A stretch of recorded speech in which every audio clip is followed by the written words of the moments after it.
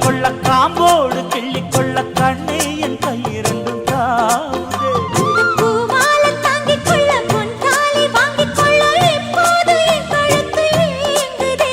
உன்னை அங்கங்கே தொட்டுக்கொள்ள அச்சாரம் இட்டுக்கொள்ள எப்போதும் இந்த உள்ளம் ஏங்குதே. அட மச்சானே இன்னும் என்ன பேச்சு? அடி மாங்கல்யம் செய்ய சொல்லி ஆச்சு. உயில் உன் பேரையும் என் பேரையும் ஒன்னாக கூவச்சு. அடி மீனா பொண்ணு மாசியில் போட்டா மாறா பொண்ணு.